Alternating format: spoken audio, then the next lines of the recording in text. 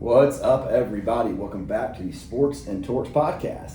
Today's guest is a returning fan favorite from one of the most popular podcast episodes from season 2, if you can believe that. My man, Greg Parent, award-winning mediator with Miles Mediation and Arbitration in Atlanta, courtside regular at the Atlanta Hawks games. Though I should mention, he was not there last night in the playoff debacle, so can't blame him. UNC Tar Heel superfan, king of the selfie, and one of the most well-known and well-liked guys in the entire Atlanta legal community. Greg, let's party like it's March of 2023. I can't believe it's been 3 years. You just told me that, and I would have sworn it was like yesterday. Good to be back, man. Thank you for having me. Long-time listener, big fan, and very proud of you. Can't believe we're in the 200s now. Yeah, man. You were March 15, 2023, 3 years ago, episode 50-something. We've been talking for 3 years about getting back here and doing this. But we finally are, man. I'm glad you had me. You came here with all sorts of great gifts, man. Some bottles of Weller. We got these nice Carolina alumni mugs, some Stein glasses. I mean, what do I do to deserve this from you? But just seeing you's enough for me. Well, you having me on here is great. I got to share the message. I've listened to my podcast, our episode, a few times. And you, Randy Kessler said this, I think you just had him on. You really are good and have gotten even better at interviewing folks. My very first podcast I fell in love with was Mark Maron's, and I thought he did an excellent job of doing it. And I would steal from that in my mediations.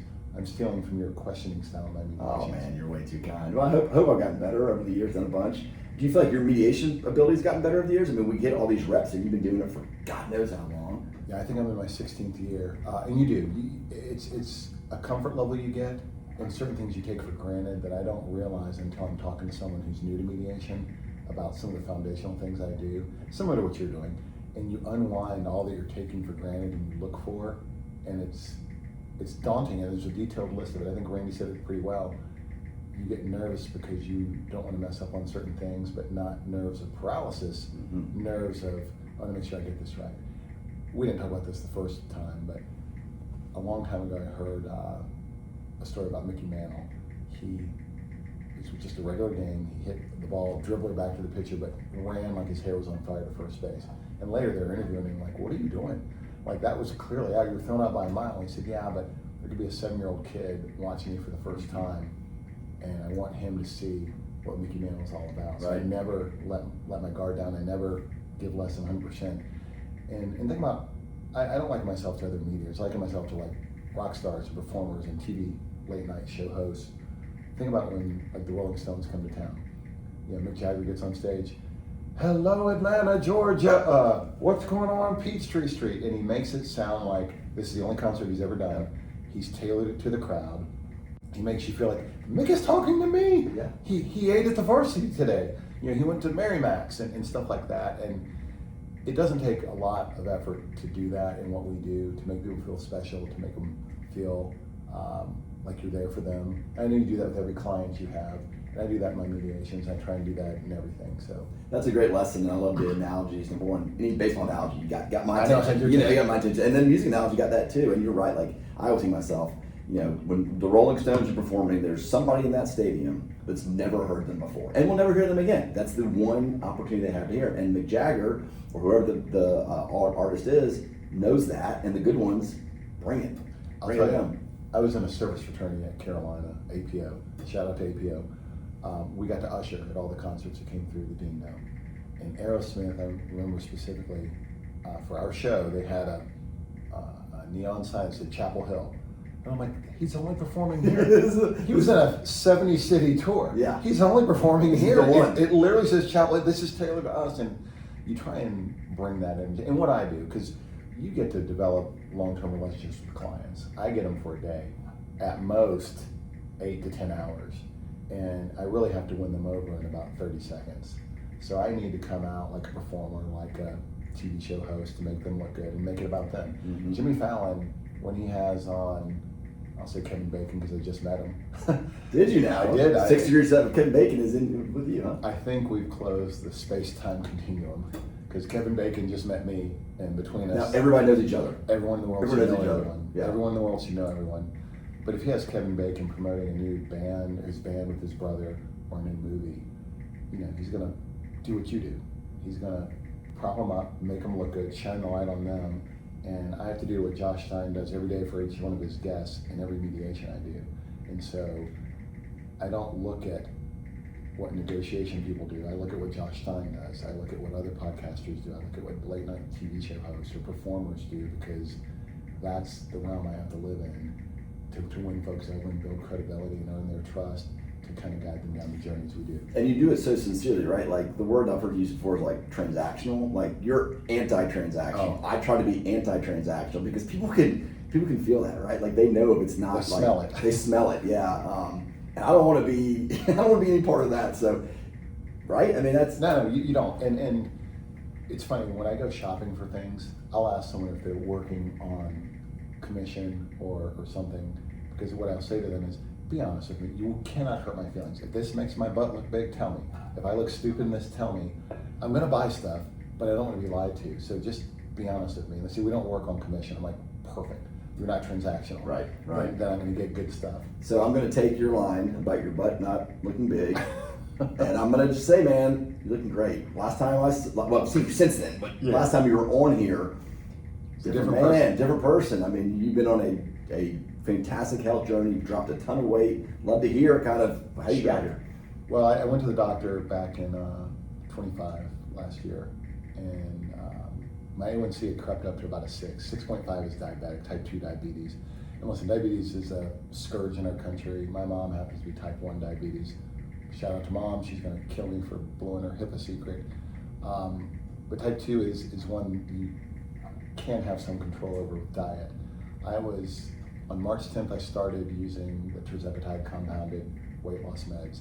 They help quell food noise. Food noise is a very real problem for me. I'd work out all the time. I would do CrossFit. I was on a swim team. I'd close my ring 624 days in a row, riding bikes and being healthy. I weightlift regularly, but I couldn't outwork my fork. And I was 263 pounds at 5'11 3/4. I was under tall. That's my problem. I was under tall. I should have been 7. That 6'4" frame would have been perfect. 6'4", 6'8", power forward. I would have been great. I could have used me at 6'8" last night with the Hawks, but I made an effort to get on the meds and just redouble my efforts. I tracked every morsel. I now track every morsel on my FitnessPal that I intake. I weightlift 3 times a week. I play pickleball 4 to 5 times a week if I can, at a clip of 2 to 3 hours at a time. Getting ready to start up swim team again on Monday, maybe Sunday. I think we start swimming, and I'll walk 4 to 6 miles a time. And I've dropped, as of today, I've gone from 263 to 201. Dang, cheers, man. Thank you. Cheers to that. Good for you. It's one thing to say those things and want to do those things, but damn, it's hard to actually pull it off. And it is hard to do. The people who've kind of monitored and been in my corner, and I've had a lot of cheerleaders along the way. I'm not going to name everyone because a lot of people are still private about it. I've been more open about it because I want to take away the stigmatism that being on some of these semaglutides or GLP-1s or compounded tirzepatides and peptides. Because if we were alcoholics and we said, hey, we got sober, we'd be cheered and celebrated. There's still sort of a stigma like, could you push away from the table? Can you put down the beer? Because I can put down the beer and not drink another drop. Can you put down a beer? Then don't get high and mighty when I can't move away from the fork. Interesting. I've never thought about it that way. I've never thought about it. And I'm not picking on alcohol. No, you're not. No. Just making that sort of comparison because you're 100% right. Like, why is it that we're thinking about one thing so different than the other when the concept is pretty much the same? So this is a very cliche question, but gosh, how much better do you feel? Energy, just mood, just everything about it. Well, I tell you what, I play pickleball and I'll outlast some of the kids I'm playing with, and I'll say, well, how old are your parents? And their parents are like 42. One of my best buddies out there playing, he's 27. Another guy's like 25. And I'm twice their age, could be their dad, could be older than their parents. I am older than their parents. I feel good there. I used to play with double knee braces, no knee braces. It's expensive losing a lot of weight. When you go from double... Can I guess? Because of all your gear? Yeah. You're a gear guy like me. I mean, I love the Nationals hoodie you got on. You had to buy all new stuff. And I don't have all my Carolina stuff now because I haven't been back enough to go get new stuff. When you go from double X in shirts to a large or a medium, and Peter Millar is vanity sizing anyway, but I wear a medium in that. I'll tell you one funny thing. I only have one suit that fits. One suit that fits. I have a lot of sports coats, but if you look closely, they all look double-breasted because I've still lost weight since I bought them. I went into a store and the guy said, "You're a 44 regular." And I said, "You're not good at your job." And he put it on me, and I said, I apologize, I'm new skinny, and I wasn't used to that. I was in a 50 or 52 But I'm liking time. what you're saying. I'm liking I this appreciate 44. you more now, and let's go buy some stuff. All right, so talking about going to get suits, I've been very open about how I don't really dress up for work anymore. In terms of, I used to wear the nice blazer and button-up shirt and khakis. Now, what you see right now is what I am. I mean, the row-back hoodie, golf pants. Randy Kessler, friend of yours, friend of mine, he still wears a suit and tie every day. As a mediator, you're forward-fronting clients every single day. I've always seen you dressed like that over the years. Has that changed at all? Yeah, it has. So maybe a year and a half ago, I saw Dax Lopez, who's a former judge on our panel, great mediator, great friend. He came in and he wasn't wearing a tie, and he had like a nice sports coat on and a pocket square, and looked fantastic. For those who don't know him, he looks like young Ricky Ricardo from I Love Lucy. He's too good looking for his own good. But I said, I'm gonna try that look. And I wore it, no tie, and I came in, I asked the staff, because I'm honest, how do I look? And you could see them hemming and hawing, and I already knew I didn't look good. And they said, you look better with the coat and tie look. And I said, I am too big to pull this off. One of my goals, it sounds super silly, and Dax wasn't on my wall like Rocky training to fight, Drago in Rocky IV. But I was like, I wonder if I can get small enough to look good not wearing a tie. And I do. And so I'm not going back to ties.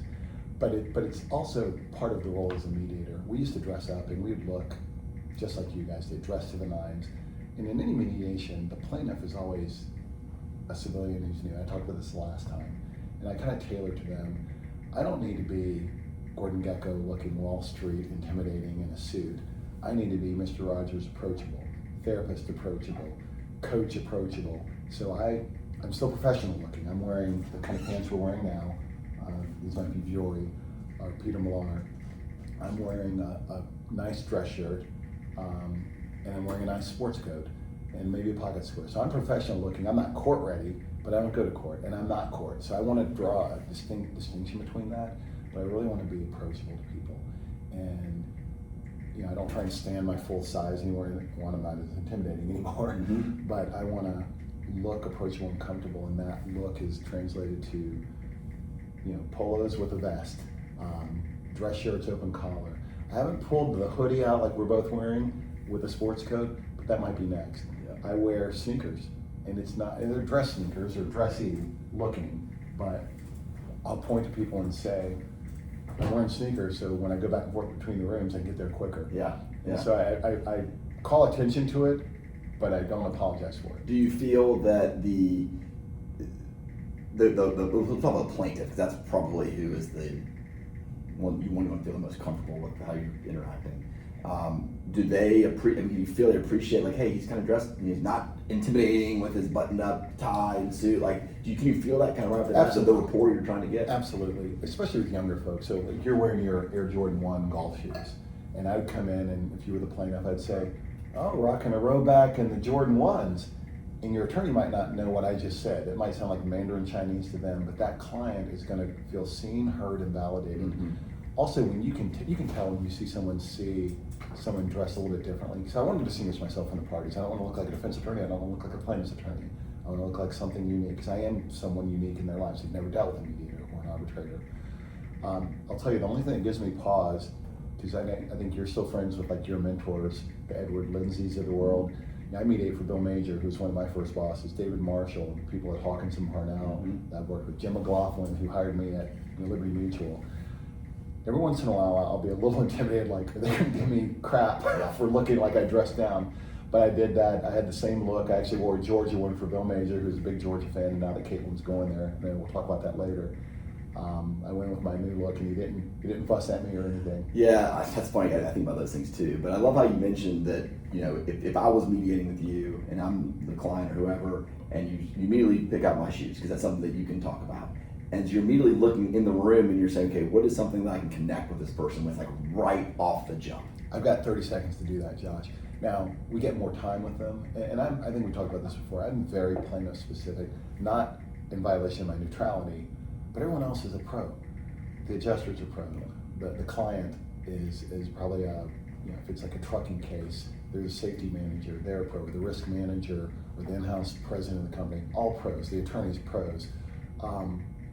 That person got brought here because of their worst day, and it's an extension of a wound that can't scab over and heal until or unless we get it done there at trial.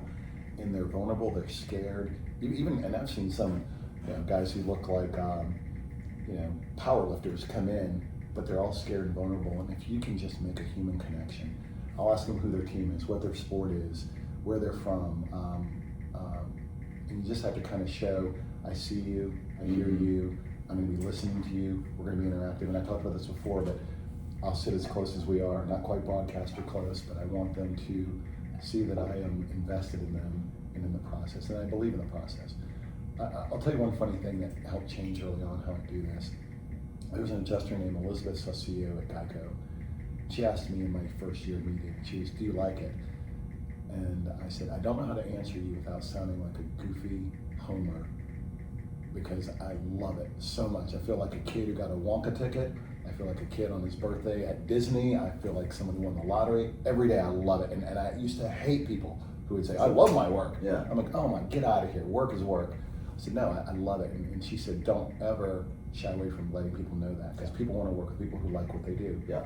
And another good friend, Jessica Stanford, said, I could mediate with anyone in the world, but I want to mediate with someone I want to hang out with for 6 or 7 hours. Right. And so don't lose that ability too. So I feel that from you, and I told you I wore this hat specifically for a reason. Be optimistic. This hat says be optimistic. And there's a lot of things in this world, a lot of things in our profession that can make you not feel that way, right? I'm always telling myself and reminding myself of all the gifts we have, and to look at things through an optimistic, glass half full kind of approach. I wore this hat for you because I think that you really signify this belief. I appreciate that. If my head wasn't so big, I might steal it from you. I think you have to look for optimism, Josh.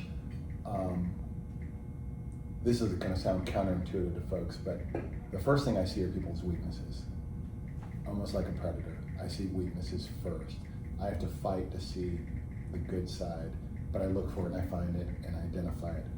But the most natural instinct because it's the nature of what we do, we have to, as attorneys, find the weak point for someone and exploit it. And that sounds bad to say it that way, but that's what you do as a plaintiff. You need to exploit that to your client's advantage. The defense needs to exploit the plaintiff to their side's advantage. And I know that. So I can see like a predator sees. How quickly in the process are you feeling that out? Like where the places to go to, what the weakness is? I can see it like it's highlighted. It's like if you were to, if Achilles walked in here and be like, "What's up with your heel, my man?" I think your heel's looking a little vulnerable there. Smell the dragon. What's up with that little underbelly? Yeah. You're missing a scale. I can see that instantly. But the challenge internally and the challenge as a mediator is to find the unifying things, the common things, the things that help us, the win-win. Everyone says to mediators, everyone leaves unhappy. And mediators hate hearing that. Yeah. Because we want everyone to leave happy. You're not wrong when everyone leaves unhappy, because you got pushed as the plaintiff down from where you wanted to be. The defense feels I pushed them up from making them pay more than they wanted to pay. But I'm so transparent in what I do. I think that the folks who go through my mediations understand everything was on the table, and they can understand, wow, I fared pretty well for my level of confidence in going forward, or my level of resolve. And some people are like, screw that offer, I want to go to trial. They don't mediate. We impasse. Other people are like, could I have done more? Possibly, but I could have also done worse. I'm good at this baseball double. Yeah, there you go. God, I love baseball analogies. So your ability to notice Achilles' heel right off the jump, that's not something you learned from a book or a CLE. That is being in the trenches, doing this for all the years you had. You said 16 years. I consider you on the short list of what I call like the OG mediators, right? Like one of that first group of people that were like doing it at a high level, doing it well, and are still doing it. What's changed over all these years? I mean, not even just the last 3 years, but just like when you started, like the mediation process has gotten so much more, I guess, commonplace. Like judges are forcing litigants to mediate. So have you seen shifts? You and I are similar. When did you get out of college, law school? 04. Because I'm 98, so I've got 6 years on you. But we were both beneficiaries of mediation becoming more in vogue. What I've seen over the last 16 years is more people are coming to realize investing in a mediation can be a cost savings overall to the client, because we can avoid protracted litigation. I see a lot more pre-suit cases, especially in the big cases, where they're coming to mediate first rather than going through tens or hundreds of thousands of dollars of litigation. I do a lot of nursing home and med mal work, and Moses Kim will tell you, anyone who does med mal work, you have to invest a lot of money before you can even know if you have a good case. Yeah. In nursing home cases and in med mal cases, though, the attorneys who are doing it regularly, it's such a small insular group. They're very good. They all know one another. It's not quite like the sheepdog and the coyote and the Acme Warner Brothers cartoons. Morning, Ralph. Morning, Sam, where they go fight like hell until the whistle blows. But they all know the work, and they have invested in me and a handful of other mediators to kind of handle those cases for them. And when you're sort of knighted like that to be in that exclusive club, you need to level up. Mm-hmm. So I do a lot of training. I do CLEs, I do a lot of reading up, I do a lot of looking up of words, I do a lot of study to learn. I'm not like your client, Dr. Traub. Mm-hmm. Is it Traub? Traub, yeah. That you were just talking about with the Masters. I listened to his episode. But I do go educate myself, and I have to keep learning. So earlier when we were eating lunch, you talked about, do you have full days? We both have full days, regardless of what we're doing actually working. Mm-hmm. I might have a 5-hour mediation, and I might have 2 hours of prep for the next mediations upcoming, an hour and a half of prep on cases that didn't resolve that day that we mediated, but I have to go back and check on, mm-hmm. and then maybe an hour of educational stuff, like Greg needs to learn the difference between a decubitus ulcer, who the DON is, how a Hoyer lift works, and things like that. And so, we're still putting in 10, 12-hour days. It's just different in how we do it. And the education beforehand, so when I was a defense lawyer, you're a defense lawyer too, we would put these big mediation packets together that we'd send to the mediator, partially because we would get paid for those hours we put in to do it, right? But more importantly, it would help educate the mediator. Okay, here are the issues of the case, here are the facts, here's the medicine. I still do that, maybe more so than others. I don't know what other people are doing, but talk about an effective position paper someone like me could send to you that could help you prepare for mediation like you just talked about. So that's a perfect question, and one I'm glad you asked. And I've talked to both sides. I've talked to plaintiffs folks about this and defense folks. And I joke with the defense folks, if you can bill for it, send me whatever you want. As a plaintiff's attorney, if you want to be more streamlined, and text me or email me. Well, what I need to know are the general facts of the case. Is this a trucking case? Is this a nursing home case, a med mal case, a regular car accident, a business dispute, whatever? I need to know the gist of it. If there's something unique that you don't think I've seen before, you need to dig down a little bit and help me do it. There's a guy named Craig Brooks at Huff Powell, one of my early nursing home cases. He said, have you ever worked with a decubitus ulcer? And I'm like, oh, what? And he said, I thought so. We met an hour earlier, and he took me to decubitus ulcer school. And it's like first year med school. I learned a lot from him. I was very thankful. I didn't bill him for it because that was Greg learning time. It was a Greg CLE, mm-hmm. just specifically designed for me. But what I think he understood, and other folks like him who've understood, is I'm pretty good at mediating. I might need some boning up on this particular field, or a refresher on that field, or you need to learn this field because we like how you do it. You just need to be an expert on this issue. And so I'll do that. But what I need is something written for me. I don't need an expository on the 4 elements of a tort. I'm going to know that. Yeah. So you can save yourself some time and paper, but the best thing that helps me is your rapport with your client on either side. So if you have a difficult client, and that's usually what I get. Mm-hmm. For easy cases, most people don't use me.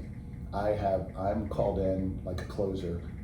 We've got 2 men on base. Yeah. We need you to come in, Mariano. Bring in the lefty with the heat. Bring in the lefty with the heat, the 99-mile-an-hour thrower who just... Because a lot of it is you got to do be the bad guy for the clients, right? I have to be the bad guy, but a perfect one will be, hey, it's a trucking case, garden variety, decent meds, but the client is very temperamental and hard to deal with and is bringing his spouse or her cousin who's also had a claim, and I'm going to need some extra hand holding. Now I'm locked in on how I need to approach that day.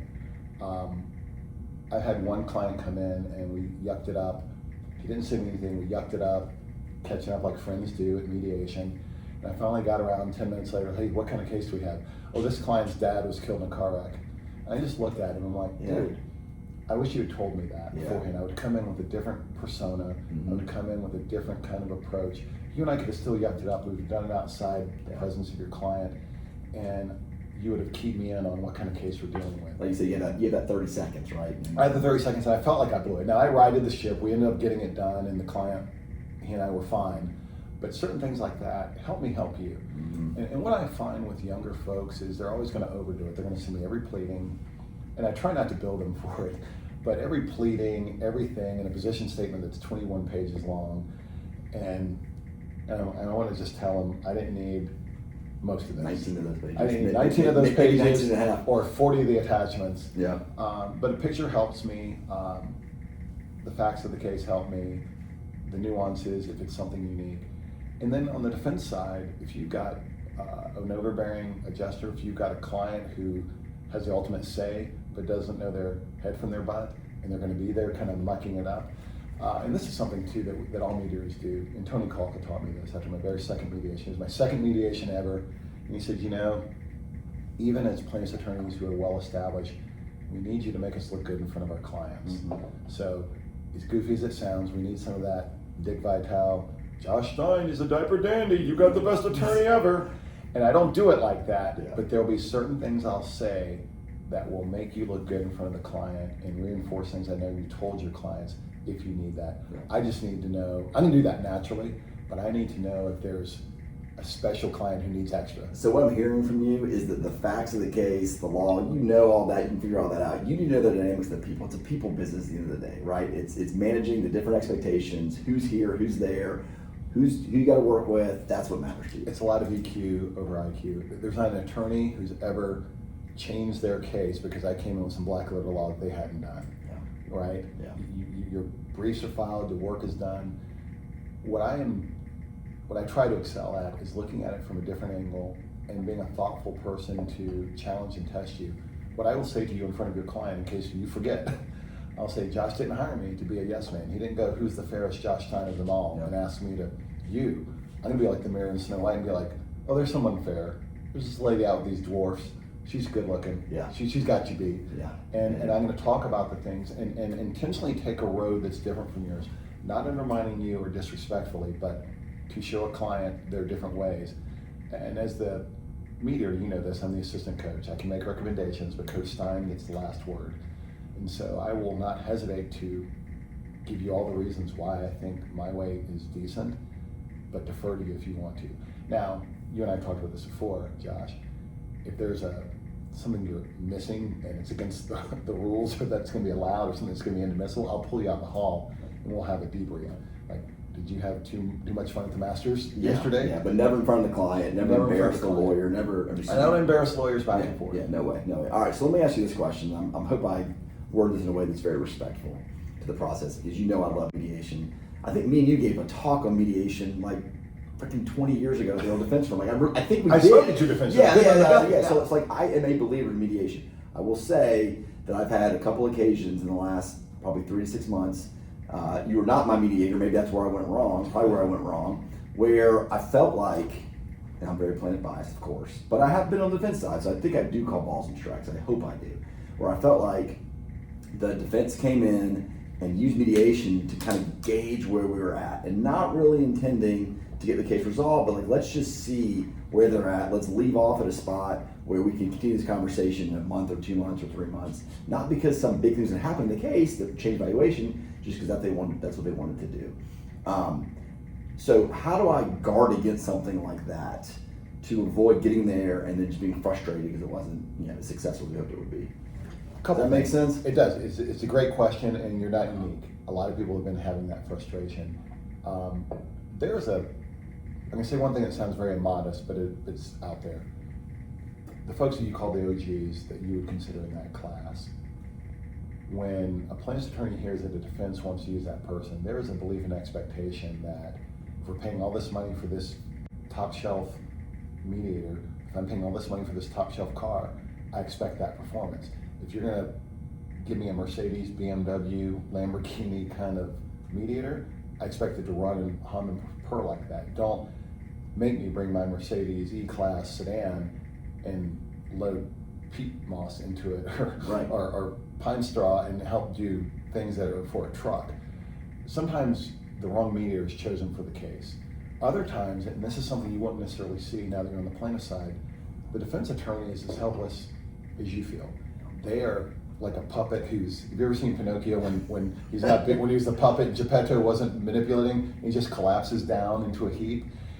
I look over and that's what the defense attorney looks like. It almost looks like they're saying, help me, help me. They're finding out what their authority is when I'm finding out.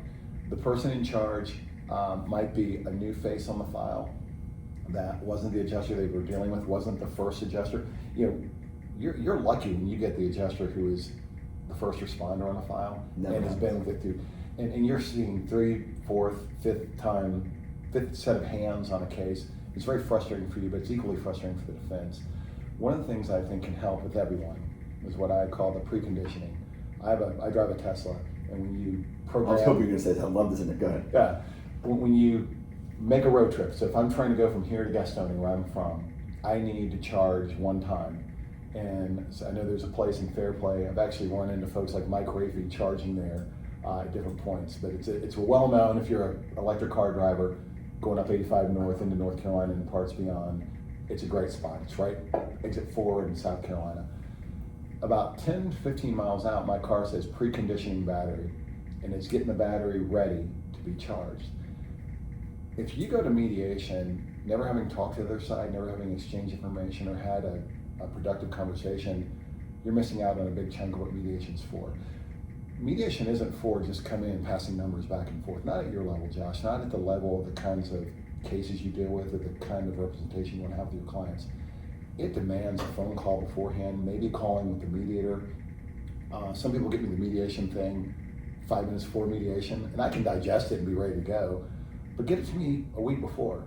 See if I have any questions, see if I know anything about the other side and can say, I see you're going up against so-and-so. I've had their last 10 mediations and they haven't gone very well because they need X, Y, and Z, and a lot of plaintiff attorneys aren't coming with that. Have you come with that? So take advantage of what we have. When you pay for an OG mediator, you get so much more than just a mediator. We have historical data that we know. We have familiarity. We have the trust of other people. You might have an acrimonious relationship with the defense attorney. I might have a good one, or I might see some things you don't know.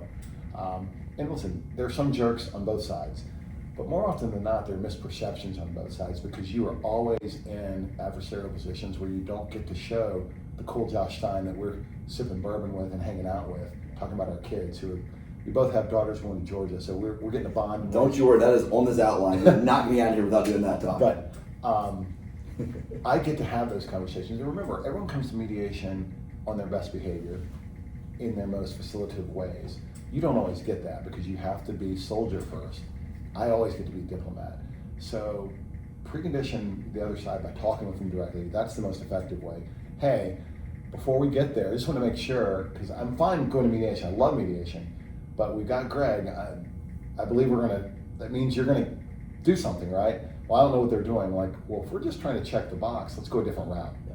Let's use ADR on demand. Let's use a different mediator, or let's just skip it and table it till you are ready. Yeah, totally. I love hearing you say all that because I mean, Andy Goldner is great at that. Like, I really learned from him about that preconditioning. When I have these conversations with defense attorney, I find myself, I say something like, I'm not trying to pre-mediate the mediation. I don't know if that's a right thing to say or not. I feel like I say it all the time, but it's kind of true, right? It's like we're trying to feel each other out before we get there. I think it's okay to say that. Yeah, I think it's okay. Then what I'll get back is what you just said, which is, Josh, I have no idea what kind of authority I'm going to get. Nothing idea. I know what I've recommended. I know what I've said the case value is, which, by the way, is probably pretty damn close to what I think it is, right? Like, my perception is, and this can come up bad, I'm sorry, you, the defense attorney, and the plaintiff's attorney are probably pretty close about case value. More times than not, right? And right. So whether it's the plaintiff that's the problem or the adjuster that's the problem, my guess is the lawyers are pretty close. Am I wrong? The lawyers are pretty close, but this is where I think the manner in which you conduct the mediation helps. I have gone to a very transparent way. I think I talked about this the first time we spoke. I used to get ulcers walking between the rooms. Oh my God, Josh wants this much money and they don't have it, or they only have this and Josh doesn't want it. What I define for the plaintiff in a very compassionate way is what world we're in, where the leverage points are, who has control of the leverage, what you can do as an advocate for them, Josh, and what you can't do. And there are times when I jump in front of you, figuratively speaking, to take any slings and arrows they might want to throw at you. There are other times when I'll say, that's totally something that is possible at trial. If you get the right, if you get past certain things, I'll let them know what is a coin flip on a judge's decision with regard to admissibility of certain things, especially if they have a negative past history. But the mediation process, there's something about it when all eyes are on things and they see there are human beings on the other side and they see a human being. I made a big deal on the one I had recently where the defense had a very specific perception of the woman, and she had a scar that was different from what they had perceived. And I don't know if they'd ever seen the pictures, but I had, dealt with a pregnancy. And I had two mothers, the adjuster and the defense attorney, who had gone through C-section pregnancies. And they were sympathetic to that. And they said, you know what, that is worse than we thought. That isn't just harping or woe is me or someone who's overly dramatic or hypochondriac. That is something we didn't expect, and we need time out to go back and look at that and reevaluate it. And so there's always something good about it. I had a mediation with a guy, I can say his name, I won't talk about the case facts. It didn't get done. And this attorney, Sean, I'll just say Sean, I won't say his last name, so I'll protect everyone. But he wrote me the best note, because as a mediator, I always feel bad that we don't get it. I feel like I feel I know you do. And I try to keep an optimistic face and a pleasant face. Oh, good trial, keep involved. But it just guts me like no other. And he wrote and he said, listen, whether it gets done is rarely your fault, because we always learn something, we always do something, and I get better because of it. So never put that on yourself. And talk about someone who's optimistic. I saved that note and I saved it in my notes on my phone. And that's good stuff, man, because you said two things there. Number one, you said about how the feel you get in your gut when you're walking to the other room. Like, I got the news to deliver I don't want to deliver, because you genuinely want this case to resolve. You genuinely want people to leave there with the result they were hoping for. And it's not within your control. And there's only so much you can do. There's so much the litigants can do, the lawyers can do. So I'm kind of glad to hear the human side of you say, like, when I knock on that door to give the news that I don't want to give, like, it's beating me up too. It kills me. But I also like to hear that you're getting feedback from a lawyer that recognizes, hey man, you did all you could. There's nothing more that could have been done. Even in arbitrations, I've had some pretty big arbitrations where I've zeroed out families that had compelling stories, heartbreaking stories, tragic stories. I've known the participants. And there's an anxiety you have when you go see that person later. And on two of the most recent ones, both times the attorney said, I see how you got to your decision and I respect your decision. And it felt like a weight was lifted off my shoulders. And another one said, no, you made the right call, and they used me again, and they kept using me. So tell people real quick the difference in mediation and arbitration, because I introduced you as a mediator, I've used a mediator, but arbitration, being an arbitrator is a big part of what you're doing now too. Yeah, an arbitration is you're the decision maker, you're the judge, you get to make the decision. The parties will present to you, you hear the facts, you digest it all, you think about it, you mull it over, and you make a decision. And your decision is what controls. As a mediator, I liken it to being the assistant coach. I'll say, hey, let's run this play for Goldner. It's like, no, this is Josh's play. I'm like, no, Andy's hot tonight. Josh can't, hit the broadside of the barn. Mm-hmm. Let's run it for Andy. No, it's Josh. We literally call it the Stein. Mm-hmm. Like, we're going to run that play. I'm like, yeah, let's just run it with Goldner. Trust me, coach. He's like, no, we're going Josh. And I'll stand down. But we talked about this a minute ago. I want someone to see that there is a competing avenue to try and get resolution, not in a pissing contest between you and me as the attorney and the mediator, but just to figure out so they feel like they have, and that they do have, some semblance of choice. What mediation should be is everything catered to the plaintiff to where they can make decisions. And I know that sounds like I'm plaintiff specific. I'm not. I'm completely neutral. But everyone else does this for a living. We know what's going on. Why can't we present it in a way that is digestible choices for a plaintiff in a compassionate way? Again, most of them did not ask to be there. This guy was driving along and he got slammed into it by a truck. This guy was walking along, he slipped on a grave that should have been discovered, or maybe shouldn't have been discovered. I'm not saying they're always going to win, but they initially did not ask to be here. They woke up that morning thinking they were just going to live their life. Then they got forced into their worst day. Yep. So you mentioned the younger lawyer that sends you 16 pages of exhibits and a huge mediation report. Mentorship for younger lawyers is a big part of what you're into now. So, both of us are getting of the age where we've got more years behind us and probably in front of us, I guess we hope. I see some gray on your youthful face over there. This beard is coming gray. My hair, I'm wearing a hat, is coming gray. So I enjoy kind of, quote, mentoring the younger lawyers, kind of giving back. I know that's something that you're all about and you've been recognized as such. I love it. I love the mediation part. I still think I'm Luke Skywalker, but I think the market sees me as Yoda. And I've embraced that. I'm mediating with folks who are in their 30s and 40s, some in their 20s, and they always treat me well. They don't say, "Hey, old man," but just like with anything, whether we are paying attention to it or not, we've learned some things. You're late 40s, right? Mm-hmm. I'm 55. I've seen some things. I can help you with some things. I've done that before. I was a big West Wing fan, and there was this one scene in the episode called Noel, where Leo McGarry, who's the chief of staff, is talking to Josh Lyman, who's the assistant chief of staff, and Josh had some trouble and Leo stuck with him. And he said, "Why did you do that?" He goes, "Because I've been," he tells a story, and the parable is essentially the regular guy jumps down in the hole with the guy and says, "What are you doing? Now we're both stuck here." And he goes, "I've been here before, I know the way out." Mm-hmm. And so when I see classic mistakes I've made, or classic things that are rookie mistakes or rookie trends, I kind of course correct in a way that isn't, "I know it all, listen to me," is an old man yelling, "Get off my lawn," but is sort of collaborative, like, if you ever want to talk about things or debrief, let me know and we'll talk. And some folks take me up on it, others will think about it, but a lot of times, Josh, people say, "What do you think? How did I do?" And it opens the door. I feel like a vampire. You gotta let me in. You gotta invite me in. But if you invite me in, I am very thoughtful in trying to be a mentor to say, "Listen, your instincts are right.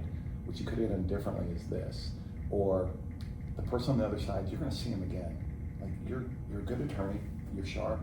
You don't need to come in all volatile and hot because they have no axe to grind against you. You shouldn't have an axe to grind against them. I get that this is contentious, but that's litigation. You two are people and professionals who have to see each other again. And I think one of your guests was talking about something where down in Savannah, who's the gentleman you spoke with who's talking in Savannah, he said he had a deposition and they got feisty and they realized, "Oh, let's not do that." Was it Andy Kahn, maybe? Yeah, I think it was Andy Kahn, his dad. Yeah. And then Andy talked about a situation where there was a guy on the other side and it got feisty, and then the guy afterwards apologized and said, "We're going to be in Savannah. It's a small market." And, everyone thinks Atlanta's huge. We're usually doing this a lot together, yeah. The Atlanta market is small. So there are times, Josh, I'll say in a mediation, I'll say, "You are going to work with her a whole lot more, and we need to be friends." So a lot of things I'll do with my mediations, I insist on an opening. You don't have to do an opening statement. We do have to have the opening mediator preamble, and we're all going to see each other. And you, defense adjuster who flew in from Texas, you, defense attorney, are going to look at Josh's client, look them in the eyes, let them see that they're two humans, and I will de-demonize whatever the plaintiff thinks of them. I'll say, "No, they have kids. She teaches this. He takes care of a sick child at home. This one just lost her husband. These are all real people just like you." I don't let one side vilify the other, but I also, if they'll do it, I want orange slices and handshakes at the end of the mediation. You do that as baseball. You line up, you do it in soccer. The kids line up and shake hands. I don't literally make them line up, but I say, "Hey, if you can stomach it, I think it'll help you. Let's go back," because they are making a commitment to go back and get it done. Now, if it gets resolved, everyone's happy. Well, there's hugs and high fives, and "Let me get your number. Are you free for lunch?" I've seen a lot of those things.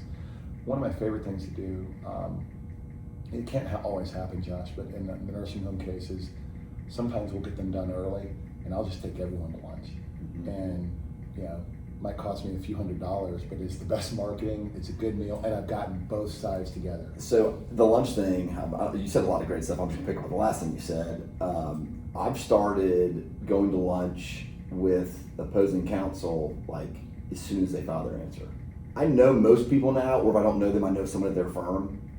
And that's the first thing I do, man. That's preconditioning. That's preconditioning. That's preconditioning. Yeah, that's preconditioning. Better. And some people are like too busy, can't do it. Most people though are like, yeah, it's an excuse to have the office, something to do. I've had one where it was like super awkward. I'm like, get me the hell out of here. But most of the time it's like just doing this. It's great.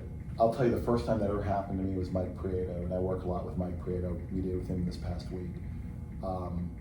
I was at Zurich, and we had a case together. He invited me to lunch, and I thought, I don't think you can talk to the other side. Yeah, we allowed to do this? You even allowed to have ex parte conversations with the other side. We go to lunch. It was at Villa Cristina. He was a nice guy. He was friendly. He's funny. We were laughing about other things. We talked about the case a little bit. We just got to know each other. I learned he was a military guy. I talked about my dad was in the reserves. He was in the reserves. We both had kids, growing up, and you just realize, wow, there's another human being over here. And it opened my eyes to a different way of practicing. It was no longer just adversarial. It was, we have a job to do, but we can make it easier on ourselves. And how much easier did your cases get after meeting with someone? You're like, you know what? I got a fellow dog fan over there.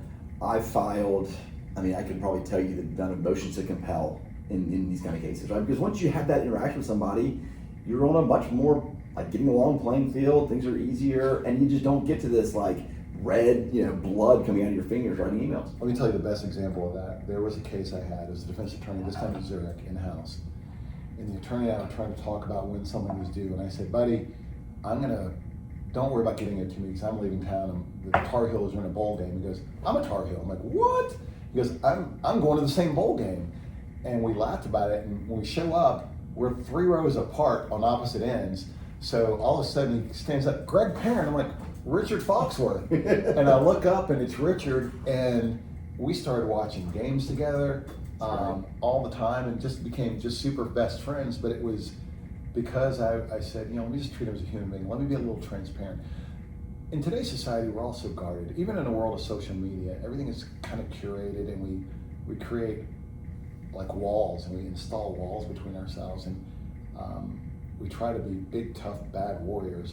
And if you just show a vulnerable side, and I've gone into mediations before and been like, I did not sleep well, the 2-year-old is teething, and they were up all night, I got 30 seconds of sleep, I'm not at my best, can we not yell, can we not fight? And when you go, and they go, try it with twins, I'm like, so you already know double of what I know. It just turns down the temperature. It turns down the temperature, you see each other as human beings, and that's all mediation is. Mm-hmm. It's just taking adverse parties on each of you on 2 big mountaintops, having you meet in the middle in the valley, and just go, look at this lunch table we have. We're gonna have food, we're gonna have snacks, we're gonna have a nice guy who's gonna be kind of orchestrating things, and you help each side see each other as people.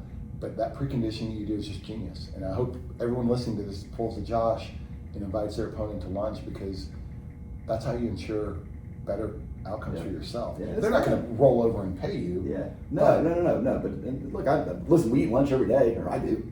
So might as well. You know who told me that? When I first started out on the plaintiff side, Tim Santelli said, always have a business card, and always, you don't have to eat. Might as well eat with someone else. I don't know if you keep up with his posts. Yeah, there's a book out there. It's called Never Eat Alone. And that's Tim Santelli, right? And that's the concept. So the other big thing since the last time you were on this podcast, you mentioned North Carolina basketball games. Your son's a student there, man. Let's go. Cheers to having your boy at the alma mater. Yeah, second year there? Second year there. Now that Isabella's going to your alma mater, you're going to know pride in a different way. But, as a parent, you have pride when they're born. You have pride seeing them learn to walk, all the different stages. But to see someone whose diapers you used to change walk on your campus and start going to the places where you've been and having their own unique take on it. Jacob isn't following some manifesto that I wrote out. It's like, you have to do all these things. I don't overwatch anything he does there. I don't follow him on Life 360. I don't do anything like that. But to hear him call me, and I'll tell you something specific, Josh. Everyone knows I put the fanatical in fan when it comes to Carolina. He spent his first semester in Limerick, Ireland, so he was away from Chapel Hill until his spring semester. And it's kind of hard coming in the spring. You miss a lot of the fall connections and stuff like that. But as springtime came around and he got to his first Duke basketball game, he called me up afterwards. He said, I realize now that you're normal.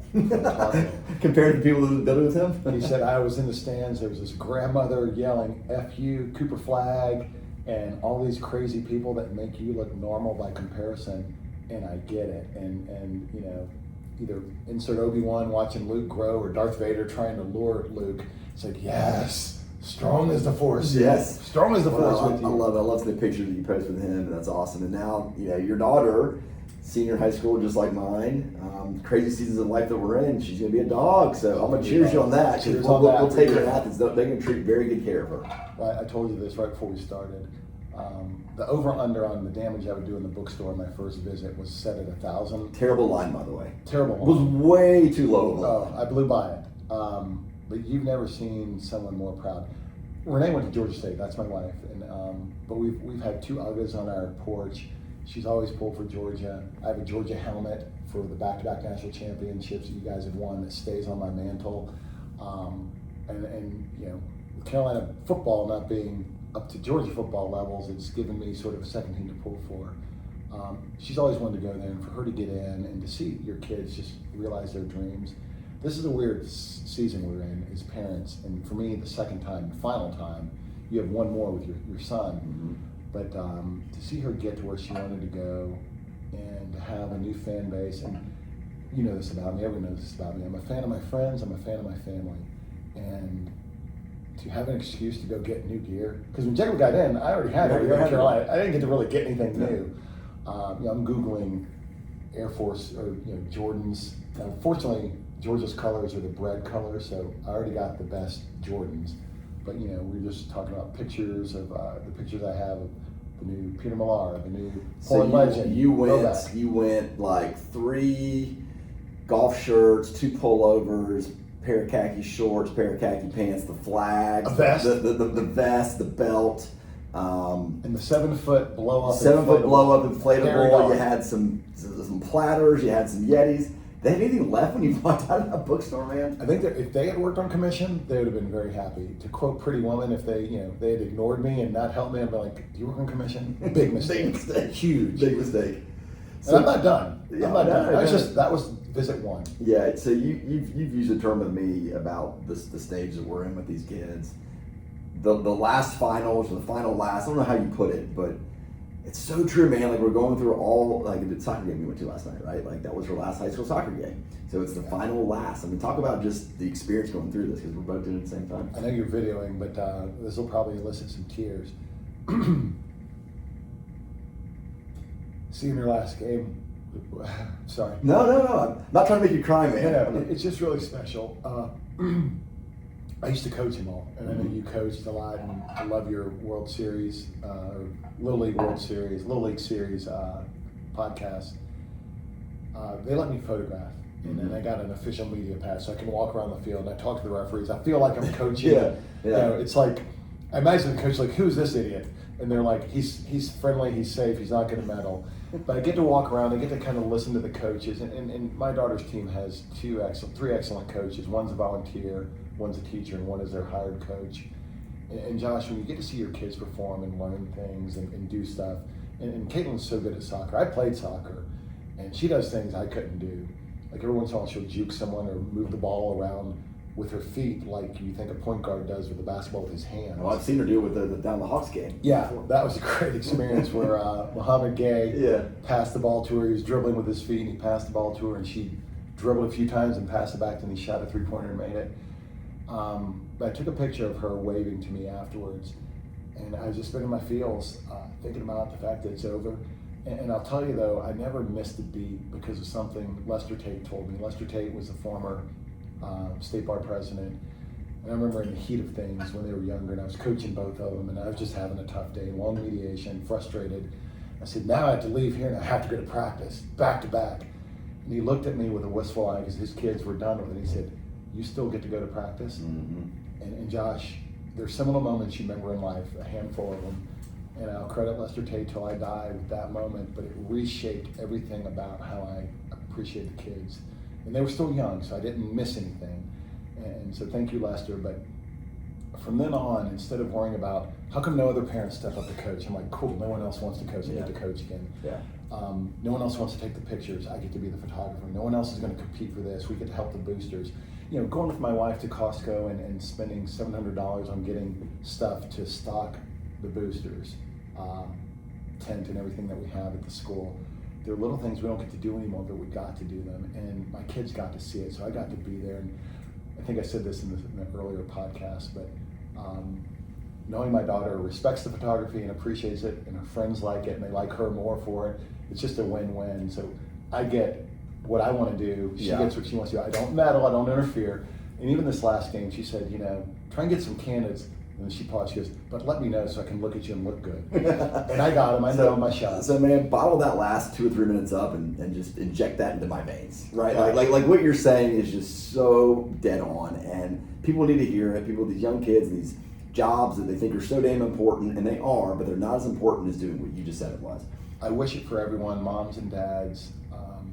Don't throw away these times. You only get 18 years, and 18 years is enough, but it's not enough, but it's enough. Yeah. And just if you're there and present, and the one thing, if I died tomorrow, I don't want to die. If I died tomorrow, my kids would know that I was there for them. Yeah. Both of them. And Jacob, kind of like your daughter, I think you said she didn't want to play her senior year in volleyball, and my son didn't want to play his senior year. He wanted to be a senior. He wanted to be a regular kid, and that was great. So he got a great swan song, and she took hers to the limit it could be. And to brag on the Maynard Jackson Jaguars, these ladies. You did. I didn't mean to make you upset, man. I was just proud. Yeah. Maybe I'll You should be proud. You should be proud. I'm really proud of them. But these girls got to host their first home soccer game. It was the first field hosted game in the school's history of any sport. Yeah. And it was my daughter's team. Yeah, good for them. People that say these sports don't matter, they can F off, man, because they're very wrong. They're very wrong. It matters a ton. I love all the Carolina national championships, but there was nothing better to me than watching my daughter's team, high schoolers, play really well. And So I'll make it about me for a second. Told you my daughter stopped.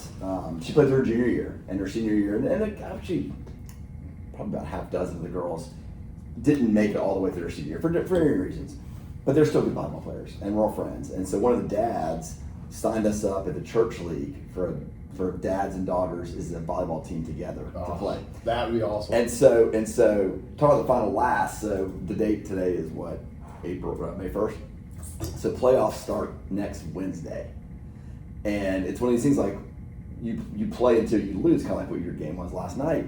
And so that's gonna come to an end either next week or the week after. And I'm like, I'm playing with her. This is super freaking cool. I'll tell you, my daughter did me dirty. So at the last home game we got to host, we had the biggest crowd we've ever had. And I wanted the girls to really appreciate it. And thinking with the photograph, with the photographer's eye, I had them line up as a group with all the fans cheering in the background. And after I took that picture, I was tearing up and I wanted to hug my daughter. And she's like, ugh, Dad, stop. She pushed me away and I was nakedly crying in front of them. This last night, she let me hug her long enough to where I could tear up and then dry the eyes and put on some shades and everything like that. And then you get in the car and you see the Hawks are losing by 40 points in the second quarter. Well, I'm glad I didn't skip her last game to go to the Hawks game. Can you do 2 minutes on defending the Hawks right now, or can they be defended?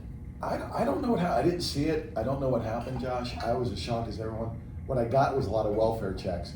Are you okay? What's going on? And I looked, I was like, what are you talking about? And I looked, it was like 77-22. Outrageous.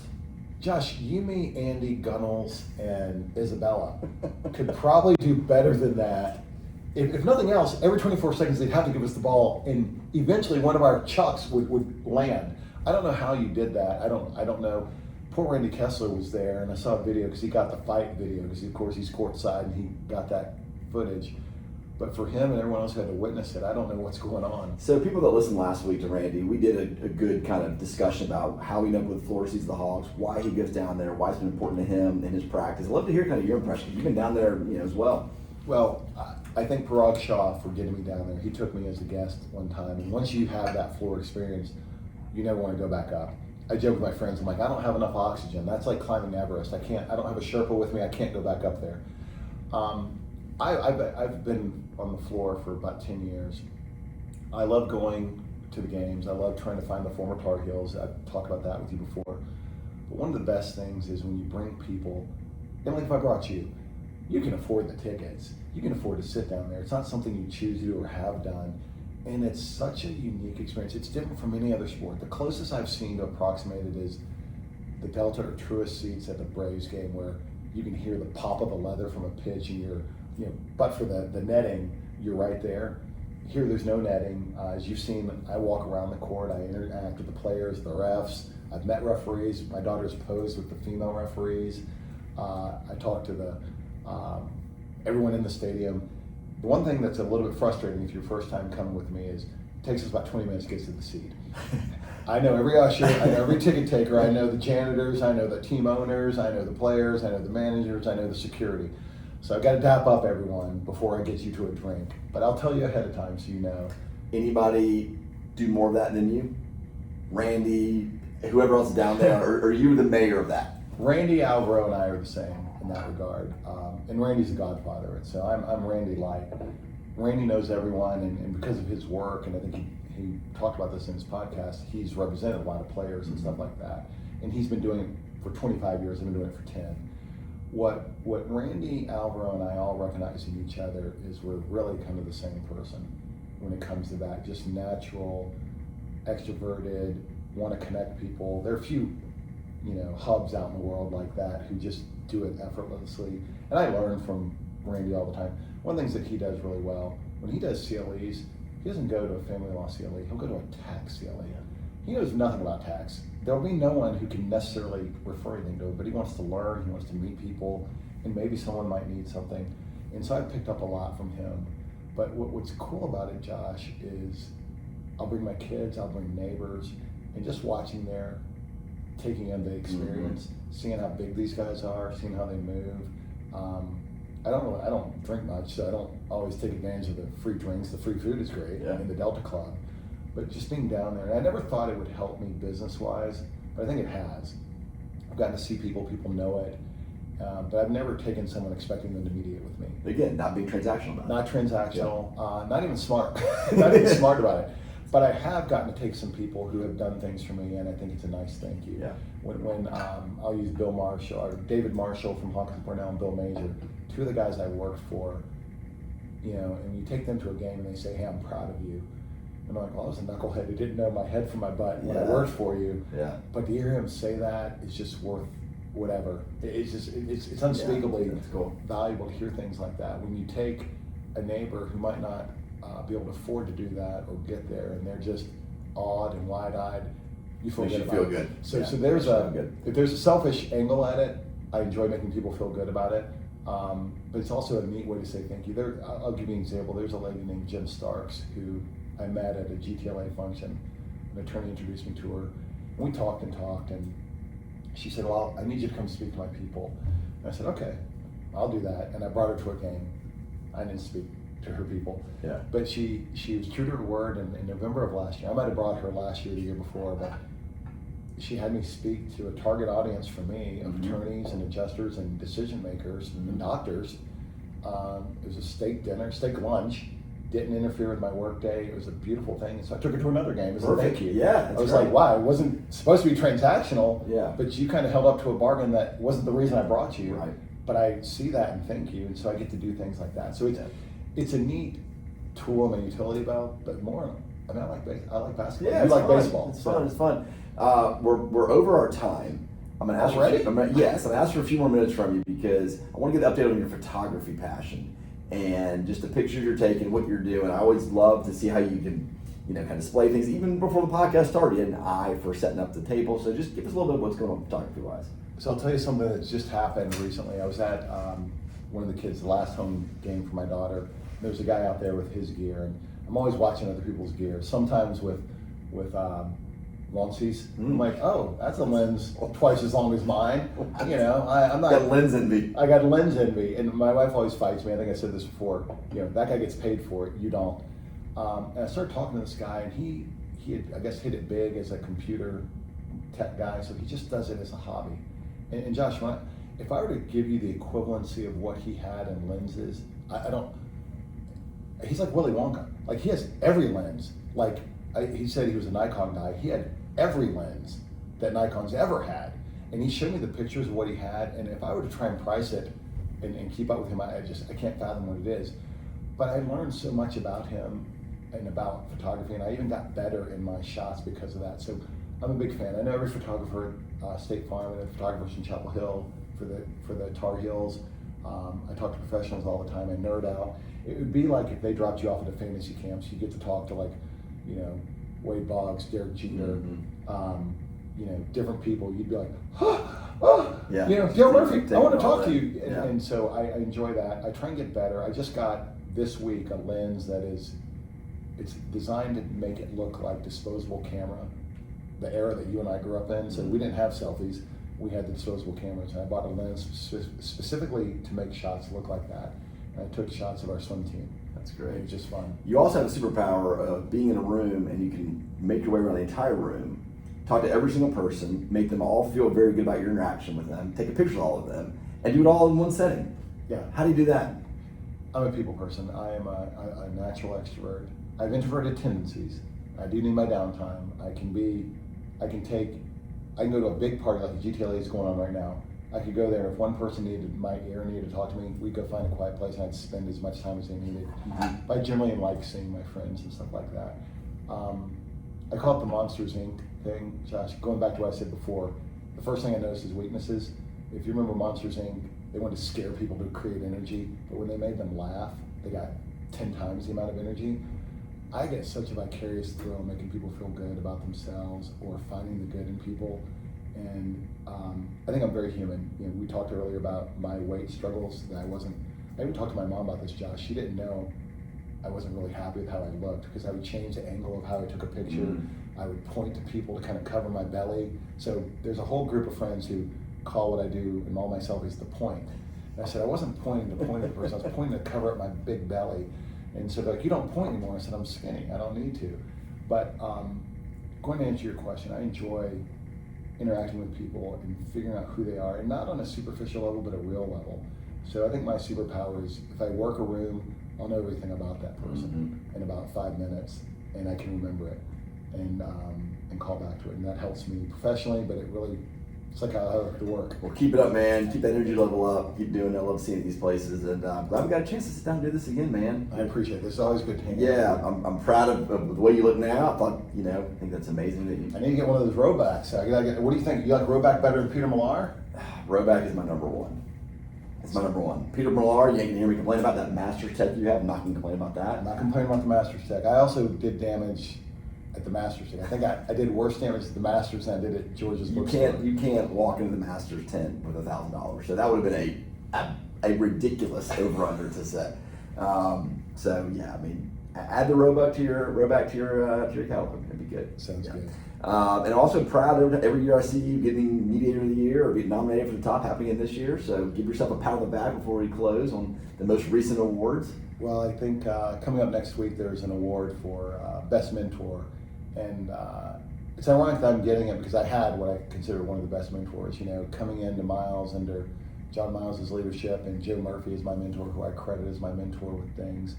He's just always been good at putting an understanding phrase or doctrine behind what I do naturally. Like I would tell him, hey, I tried to inoculate the room about what could come down the road. He goes, that's called anchoring. I'm like, what? I wasn't on the boat, Joe. Listen to what I'm saying. I was trying to, precondition him. He says, that's called anchoring. I'm like, okay. Yeah. So he's always kind of looked out for me and just a tremendous friend, tremendous mentor. And like I said before, the Bill Majors and the David Marshalls and other people I've worked with, I always want to give back what I've gotten twice as much. And because you've got gray in the temples and I've got age on these knees, we know some things. I've made a conscious decision, Josh.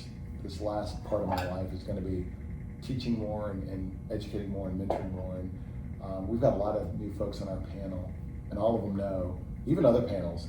I don't want to embarrass this person by anything, but there's somebody who just got put on a panel from a rival, and I said, well, here's what you need to do. And he said, why are you telling me this? And I said, because it's what you need to do. And I want you to get. And one I will mention, your good friend and my good friend Alan McDuffie. When he got into mediation, he called me up and I gave him some pointers about what to do, and I think his calendar is as booked as anybody's. Awesome. And he's enjoying it and having a good time, and we still contact each other, but helping him wasn't a question because he helped me when I started working with him when we both worked for Jim Roth. And so I never forget anyone who helps me along the way. You hear be nice to people as you're on your way up because you never know who you'll meet on your way down. Hopefully I'm still on my way up, but I've never forgotten anyone who's So given me a true. boost. It all comes around. It all comes around. I tell my Absolutely. kids also about like burning bridges. Like I just don't understand that concept. I don't Like, understand. I don't understand that concept. I don't understand. No, I don't understand it. So look, man, I'm gonna take this opening about you wanting to spend this next part of your life giving back. I'm gonna expect a yearly podcast with you to sit and keep expounding all these great things you have. So I want. It's been 3 years since the last one. That's not gonna happen again. My goal is I'm going to buy the house next to Lawrence Kessler across from you, and I'm coming for Lawrence. I've not met you. I do want to meet you. I'll bring some good bourbon. I want to get up there to the number you have. I want to be like Tina Fey at the five-time host club. You're not going to catch Lawrence. I'm not going to catch up. But He's Steve Martin or Alec Baldwin. Yeah, but I want to get to 5. Yeah, but you'll get there, man. You'll get there because I'll take any time I can get you. So, I'll do it. I appreciate you Thank very you. much, man. That's awesome. Appreciate So you. tell people, I mean, they Miles Mediation, but just it's socials, website, how to catch you. Sure, milesmediation.com. You can find me, book me. If you need to email me, it's gparent, P-A-R-E-N-T, at milesadr.com. I'll put my cell phone out there if you need to call me, 678-429-3387. We talked about this last time. Sometimes I put virtual only on Fridays. If you need me in person because you got a big case, let's do it. I'll come in person. He will get you in. So I'm glad you said that. This is awesome, man. Thank y'all for listening. If you want more of Greg Parent, go back to episode 50 something. But it was March of 2023, so you can go find another hour of us. We will not let 3 years go. Yeah, we won't do it again. So thank y'all for listening, and as always, next time, keep chopping. Dude, that was awesome. It never. I saw you look at the clock.